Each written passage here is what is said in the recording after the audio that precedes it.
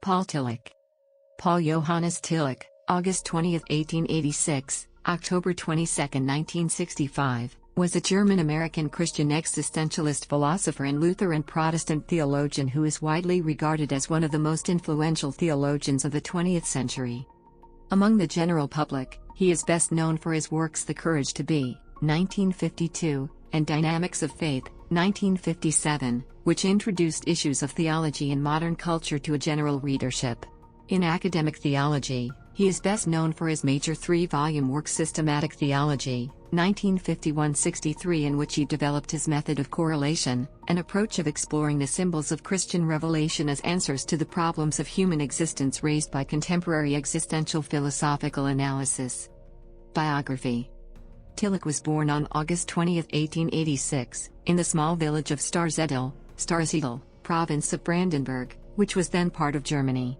He was the oldest of three children, with two sisters, Joanna, born 1888, died 1920, and Elizabeth, born 1893. Tillich's Prussian father Johannes Tillich was a conservative Lutheran pastor of the Evangelical State Church of Prussia's older provinces. His mother Matilda Dursellen was from the Rhineland and more liberal. When Tillich was 4, his father became superintendent of a diocese in Bad Schönflies, now Trzcinsko-Zdrój, Poland, a town of 3,000, where Tillich began primary school, Elementarschule. In 1898, Tillich was sent to Königsberg in der Neumark, now Jojna, Poland, to begin his gymnasium schooling. He was billeted in a boarding house and experienced a loneliness that he sought to overcome by reading the Bible while encountering humanistic ideas at school. In 1900, Tillich's father was transferred to Berlin, resulting in Tillich switching in 1901 to a Berlin school, from which he graduated in 1904. Before his graduation, however, his mother died of cancer in September 1903, when Tillich was 17. Tillich attended several universities, the University of Berlin beginning in 1904, the University of Tübingen in 1905, and the University of Halle-Wittenberg from 1905 to 1907. He received his Doctor of Philosophy degree at the University of Breslau in 1911 and his Licentiate of Theology degree at Halle-Wittenberg in 1912. During his time at university, he became a member of the Wingelf in Berlin, Tübingen, and Halle. That same year, 1912, Tillich was ordained as a Lutheran minister in the province of Brandenburg. On September 28, 1914 he married Margaret Grethie Weaver, 1888–1968, and in October he joined the Imperial German Army as a chaplain during World War I. Grethie deserted Tillich in 1919 after an affair that produced a child not fathered by Tillich. The two then divorced. Tillich's academic career began after the war. He became a private docent of theology at the University of Berlin, a post he held from 1919 to 1924. On his return from the war he had met Hannah Werner Gochow, then married and pregnant. In March 1924 they married. It was the second marriage for both. She later wrote a book entitled From Time to Time about their life together, which included their commitment to open marriage, upsetting to some. Despite this, they remained together into old age. From 1924 to 1925, Tillich served as a professor of theology at the University of Marburg, where he began to develop his systematic theology, teaching a course on it during the last of his 3 terms. From 1925 until 1929, Tillich was a professor of theology at the Dresden University of Technology and the University of Leipzig. He held the same post at the University of Frankfurt from 1929 to 1933. Paul Tillich was in conversation with Erich Persevara. While at the University of Frankfurt, Tillich gave public lectures and speeches throughout Germany that brought him into conflict with the Nazi movement. When Adolf Hitler became German Chancellor in 1933, Tillich was dismissed from his position. Reinhold Niebuhr visited Germany in the summer of 1933 and, already impressed with Tillich's writings, contacted Tillich upon learning of his dismissal. Niebuhr urged Tillich to join the faculty at New York City's Union Theological Seminary. Tillich accepted. At the age of 47, Tillich moved with his family to the United States. This meant learning English, the language in which Tillich would eventually publish works such as the Systematic Theology. From 1933 until 1955 he taught at Union Theological Seminary, where he began as a visiting professor of philosophy of religion.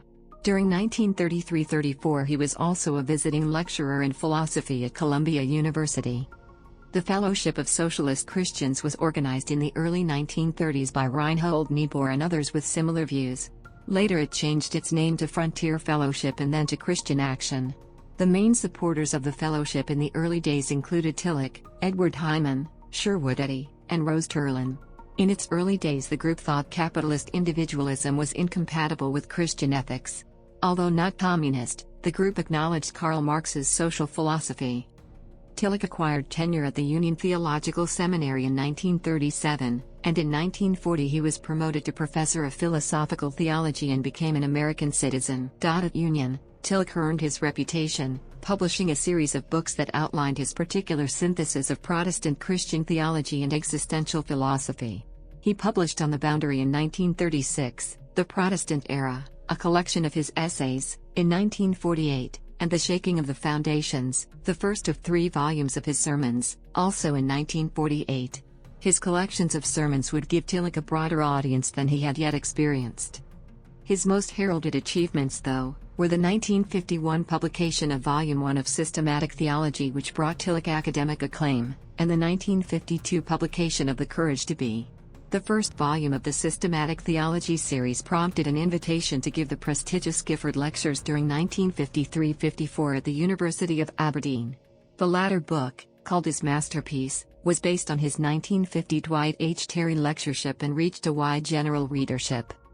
These works led to an appointment at the Harvard Divinity School in 1955, where he became one of the university's 5 university professors, the 5 highest-ranking professors at Harvard. He was primarily a professor of undergraduates because Harvard did not have a department of religion for them, but thereby he was more exposed to the wider university and most fully embodied the ideal of a university professor. In 1961 Tillich became one of the founding members of the Society for the Arts, Religion, and Contemporary Culture, an organization with which he maintained ties for the remainder of his life. During this period, he published Volume 2 of Systematic Theology and also the popular book Dynamics of Faith, both 1957. His career at Harvard lasted until 1962 when he moved to the University of Chicago, remaining a professor of theology there until his death in 1965. Volume 3 of Systematic Theology was published in 1963. In 1964, Tillich became the first theologian to be honored in Kegley and Brattle's Library of Living Theology. The adjective great, in our opinion, can be applied to very few thinkers of our time, but Tillich, we are far from alone in believing, stands unquestionably amongst these few. A widely quoted critical assessment of his importance was Georgia Harkness' comment, "What Whitehead was to American philosophy, Tillich has been to American theology." Tillich died on October 22, 1965, 10 days after having a heart attack. In 1966, his ashes were interred in the Paul Tillich Park in New Harmony, Indiana. Gravestone inscription, "And he shall be like a tree planted by the rivers of water, that bringeth forth his fruit for his season, his leaf also shall not wither. And whatsoever he doeth shall prosper." Theology. Method of correlation. The key to understanding Tillich's theology is what he calls the method of correlation. It is an approach that correlates insights from Christian revelation with the issues raised by existential, psychological, and philosophical analysis. Tillich states in the introduction to the Systematic Theology, "For Tillich, the existential questions of human existence are associated with the field of philosophy and, more specifically, ontology, the study of being. This is because, according to Tillich, a lifelong pursuit of philosophy reveals that the central question of every philosophical inquiry always comes back to the question of being, or what it means to be, to exist, to be a finite human being. To be correlated with these questions are the theological answers, themselves derived from Christian revelation. The task of the philosopher primarily involves developing the questions, whereas the task of the theologian primarily involves developing the answers to these questions. However, it should be remembered that the two tasks overlap and include one another. The theologian must be somewhat of a philosopher and vice versa, for Tillich's notion of faith as ultimate concern necessitates that the theological answer be correlated with, compatible with, and in response to the general ontological question which must be developed independently from the answers. Thus, on one side of the correlation lies an ontological analysis of the human situation, whereas on the other is a presentation of the Christian message as a response to this existential dilemma. For Tillich, no formulation of the question can contradict the theological answer. This is because the Christian message claims, a priori, that the Logos who became flesh is also the universal Logos of the Greeks. In addition to the intimate relationship between philosophy and theology, another important aspect of the method of correlation is Tillich's distinction between form and content in the theological answers. While the nature of revelation determines the actual content of the theological answers, the character of the questions determines the form of these answers. This is because, for Tillich, theology must be an answering theology, or apologetic theology. God is called the ground of being because God is the answer to the ontological threat of non-being, and this characterization of the theological answer in philosophical terms means that the answer has been conditioned, insofar as its form is considered, by the question. Throughout the systematic theology, Tillich is careful to maintain this distinction between form and content without allowing one to be inadvertently conditioned by the other. Many criticisms of Tillich's methodology revolve around this issue of whether the integrity of the Christian message is really maintained when its form is conditioned by philosophy. The theological answer is also determined by the sources of theology, our experience, and the norm of theology. Though the form of the theological answers are determined by the character of the question, these answers, which are contained in the revelatory events on which Christianity is based, are also taken by systematic theology from the sources, through the medium, under the norm. There are three main sources of systematic theology: the Bible, church history, and the history of religion and culture. Experience is not a source but a medium through which the sources speak. And the norm of theology is that by which both sources and experience are judged with regard to the content of the Christian faith. Thus, we have the following as elements of the method and structure of systematic theology. As McKelway explains, the sources of theology contribute to the formation of the norm, which then becomes the criterion through which the sources and experience are judged. The relationship is circular, as it is the present situation which conditions the norm in the interaction between church and biblical message. The norm is then subject to change, but Tillich insists that its basic content remains the same, that of the biblical message. It is tempting to conflate revelation with the norm, but we must keep in mind that revelation, whether original or dependent, is not an element of the structure of systematic theology per se, but an event. For Tillich, the present-day norm is the new being in Jesus as the Christ is our ultimate concern. This is because the present question is one of estrangement, and the overcoming of this estrangement is what Tillich calls the new being. But since Christianity answers the question of estrangement with Jesus as the Christ, the norm tells us that we find the new being in Jesus as the Christ. There is also the question of the validity of the method of correlation. Certainly one could reject the method on the grounds that there is no a priori reason for its adoption. But Tillich claims that the method of any theology and its system are interdependent. That is, an absolute methodological approach cannot be adopted because the method is continually being determined by the system and the objects of theology. Use of being in systematic theology. Tillich used the concept of being, sein, in systematic theology. There are three roles. Life and the Spirit. This is part 4 of Tillich's systematic theology. In this part, Tillich talks about life and the divine spirit. Absolute faith. Tillich stated the courage to take meaninglessness into oneself presupposes a relation to the ground of being, absolute faith. Absolute faith can transcend the theistic idea of God, and has three elements. Faith as ultimate concern. According to the Stanford Encyclopedia of Philosophy, Tillich believes the essence of religious attitudes is what he calls ultimate concern. Separate from all profane and ordinary realities, the object of the concern is understood as sacred, numinous or holy. The perception of its reality is felt as so overwhelming and valuable that all else seems insignificant, and for this reason requires total surrender. In 1957, Tillich defined his conception of faith more explicitly in his work, Dynamics of Faith. Tillich further refined his conception of faith by stating that, faith as ultimate concern is an act of the total personality. It is the most centered act of the human mind, it participates in the dynamics of personal life. An arguably central component of Tillich's concept of faith is his notion that faith is ecstatic. That is to say, in short, for Tillich, faith does not stand opposed to rational or non-rational elements, reason and emotion respectively, as some philosophers would maintain. Rather, it transcends them in an ecstatic passion for the ultimate. It should also be noted that Tillich does not exclude atheists in his exposition of faith. Everyone has an ultimate concern, and this concern can be in an act of faith, even if the act of faith includes the denial of God.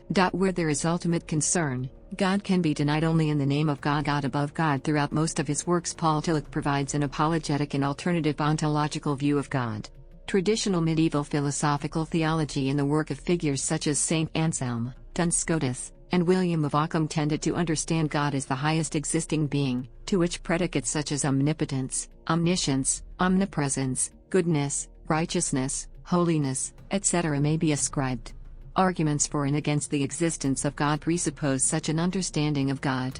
Tillich is critical of this mode of discourse, which he refers to as theological theism, and argues that if God is being, even if the highest being, God cannot be properly called the source of all being, and the question can of course then be posed as to why God exists, who created God, when God's beginning is, and so on.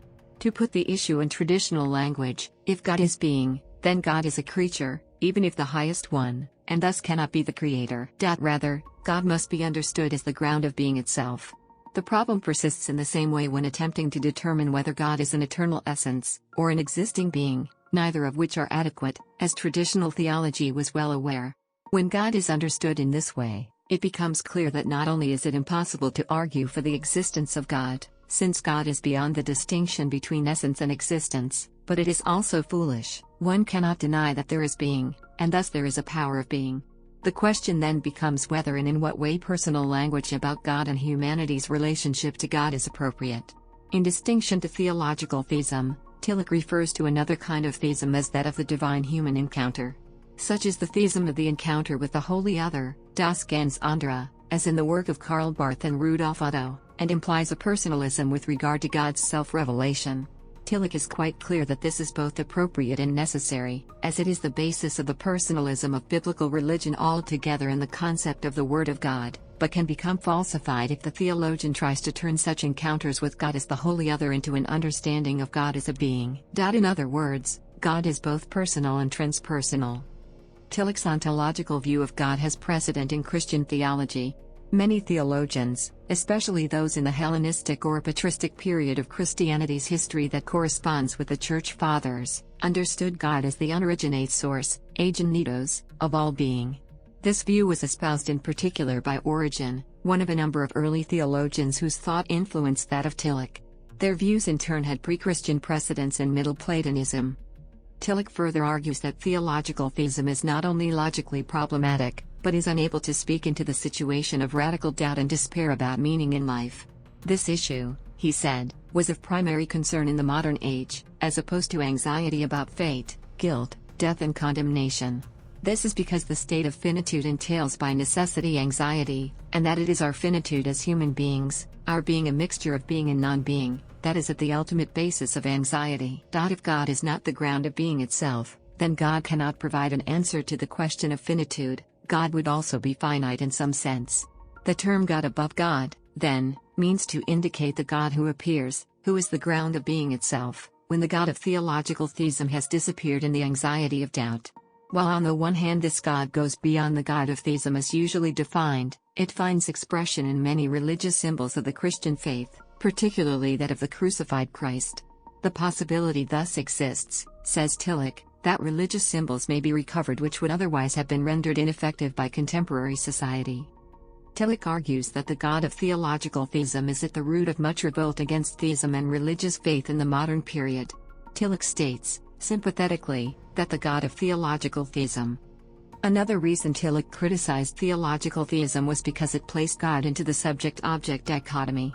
This is the basic distinction made in epistemology, that branch of philosophy which deals with human knowledge, how it is possible, what it is, and its limits. Epistemologically, God cannot be made into an object, that is, an object of the knowing subject. Tillich deals with this question under the rubric of the relationality of God. The question is whether there are external relations between God and the creature. Traditionally, Christian theology has always understood the doctrine of creation to mean precisely this external relationality between God, the Creator, and the creature as separate and not identical realities. Tillich reminds us of the point, which can be found in Luther, that there is no place to which man can withdraw from the divine thou, because it includes the ego and is nearer to the ego than the ego to itself. Tillich goes further to say that the desire to draw God into the subject-object dichotomy is an insult to the divine holiness. Similarly, if God were made into the subject rather than the object of knowledge, the ultimate subject, then the rest of existing entities then become subjected to the absolute knowledge and scrutiny of God, and the human being is reified, or made into a mere object. It would deprive the person of his or her own subjectivity and creativity. According to Tillich, theological theism has provoked the rebellions found in atheism and existentialism, although other social factors such as the Industrial Revolution have also contributed to the reification of the human being. The modern man could no longer tolerate the idea of being an object completely subjected to the absolute knowledge of God. Tillich argued, as mentioned, that theological theism is bad theology. Alternatively, Tillich presents the above-mentioned ontological view of God as being itself, ground of being, power of being, and occasionally as abyss or God's abysmal being. What makes Tillich's ontological view of God different from theological theism is that it transcends it by being the foundation or ultimate reality that precedes all beings. Just as being for Heidegger is ontologically prior to conception, Tillich views God to be beyond being itself, manifested in the structure of beings. God is not a supernatural entity among other entities. Instead, God is the ground upon which all beings exist. We cannot perceive God as an object which is related to a subject because God precedes the subject-object dichotomy. Thus Tillich dismisses a literalistic biblicism. Instead of rejecting the notion of personal God, however, Tillich sees it as a symbol that points directly to the ground of being. Since the ground of being ontologically precedes reason, it cannot be comprehended since comprehension presupposes the subject-object dichotomy. Tillich disagreed with any literal philosophical and religious statements that can be made about God. Such literal statements attempt to define God and lead not only to anthropomorphism but also to a philosophical mistake that Immanuel Kant warned against, that setting limits against the transcendent inevitably leads to contradictions. Any statements about God are simply symbolic, but these symbols are sacred in the sense that they function to participate or point to the ground of being. Tillich insists that anyone who participates in these symbols is empowered by the power of being, which overcomes and conquers non-being and meaninglessness. Tillich also further elaborated the thesis of the God above the God of theism in his systematic theology. Tillich's ontology of courage. In Paul Tillich's work The Courage to Be, he defines courage as the self-affirmation of one's being in spite of a threat of non-being. He relates courage to anxiety, anxiety being the threat of non-being and the courage to be what we use to combat that threat. For Tillich, he outlines 3 types of anxiety and thus 3 ways to display the courage to be. 1. The anxiety of fate and death. The anxiety of fate and death is the most basic and universal form of anxiety for Tillich. It relates quite simply to the recognition of our mortality. This troubles us humans. We become anxious when we are unsure whether our actions create a causal damnation which leads to a very real and quite unavoidable death. 42-44. Non-being threatens man's ontic self-affirmation, relatively in terms of fate, absolutely in terms of death. 41. B. We display courage when we cease to rely on others to tell us what will come of us, what will happen when we die, etc., and begin seeking those answers out for ourselves. Called the courage of confidence. 162-63. 2. The anxiety of guilt and condemnation. This anxiety afflicts our moral self-affirmation. We as humans are responsible for our moral being, and when asked by our judge, whomever that may be, what we have made of ourselves, we must answer. The anxiety is produced when we realize our being is unsatisfactory. It threatens man's moral self-affirmation, relatively in terms of guilt, absolutely in terms of condemnation. 41. B. We display courage when we first identify our sin, despair, or whatever is causing us guilt or afflicting condemnation. We then rely on the idea that we are accepted regardless. The courage to be is the courage to accept oneself as accepted in spite of being unacceptable. 164. 3. The anxiety of meaninglessness and emptiness. The anxiety of meaninglessness and emptiness attacks our being as a whole. We worry about the loss of an ultimate concern or goal. This anxiety is also brought on by a loss of spirituality. We as beings feel the threat of non-being when we feel we have no place or purpose in the world. It threatens man's spiritual self-affirmation, relatively in terms of emptiness, absolutely in terms of meaninglessness. 41. B. We display the courage to be when facing this anxiety by displaying true faith, and by again, self-affirming oneself. We draw from the power of being, which is God, for Tillich, and use that faith to in turn affirm ourselves and negate the non-being. We can find our meaning and purpose through the power of being. 172-73. Tillich writes that the ultimate source of the courage to be is the God above God, which transcends the theistic idea of God and is the content of absolute faith, defined as the accepting of the acceptance without somebody or something that accepts. 185. Popular works. Two of Tillich's works, The Courage to Be, 1952, and Dynamics of Faith, 1957, were read widely, including by people who would not normally read religious books. In The Courage to Be, he lists three basic anxieties: anxiety about our biological finitude, i.e. that arising from the knowledge that we will eventually die, anxiety about our moral finitude, linked to guilt, and anxiety about our existential finitude, a sense of aimlessness in life. Tillich related these to three different historical eras: the early centuries of the Christian era, the Reformation, and the 20th century. Tillich's popular works have influenced psychology as well as theology, having had an influence on Rollo May, whose The Courage to Create was inspired by The Courage to Be. Reception. Today, Tillich's most observable legacy may well be that of a spiritually oriented public intellectual and teacher with a broad and continuing range of influence. Tillich's chapel sermons, especially at Union, were enthusiastically received. Tillich was known as the only faculty member of his day at Union willing to attend the revivals of Billy Graham. Tillich's students have commented on Tillich's approachability as a lecturer and his need for interaction with his audience. When Tillich was university professor at Harvard, he was chosen as keynote speaker from among an auspicious gathering of many who had appeared on the cover of Time magazine during its first 4 decades. Tillich, along with his student, psychologist Rollo May, was an early leader at the Esalen Institute. Contemporary New Age catchphrases describing God, spatially, as the ground of being and, temporally, as the eternal now, in tandem with the view that God is not an entity among entities but rather is being itself, notions which Eckhart Tolle, for example, has invoked repeatedly throughout his career, were paradigmatically renovated by Tillich, although of course these ideas derive from Christian mystical sources as well as from ancient and medieval theologians such as St. Augustine and St. Thomas Aquinas. The introductory philosophy course taught by the person Tillich considered to be his best student, John Edwin Smith, probably turned more undergraduates to the study of philosophy at Yale than all the other philosophy courses put together. His courses in philosophy of religion and American philosophy defined those fields for many years. Perhaps most important of all, he has educated a younger generation in the importance of the public life in philosophy and in how to practice philosophy publicly. In the 1980s and 1990s, the Boston University Institute for Philosophy and Religion, a leading forum dedicated to the revival of the American public tradition of philosophy and religion, flourished under the leadership of Tillich's student and expositor Leroy S. Rauner. Criticism. Martin Buber's disciple Malcolm Diamond claims Tillich's approach indicates a transtheistic position that Buber seeks to avoid, reducing God to the impersonal necessary being of Thomas Aquinas. Tillich has been criticized from the Barthian wing of Protestantism for what is alleged to be correlation theory's tendency to reduce God and his relationship to man to anthropocentric terms. Tillich counters that Barth's approach to theology denies the possibility of understanding God's relation to man in any other way than heteronymously or extrinsically. Defenders of Tillich claim that critics misunderstand the distinction Tillich makes between God's essence as the unconditional, das Unbedingt, ground of being which is unknowable, and how God reveals himself to mankind in existence. Tillich establishes the distinction in the first chapter of his Systematic Theology Volume 1, but though God in his abysmal nature is in no way dependent on man, God in his self-manifestation to man is dependent on the way man receives his manifestation.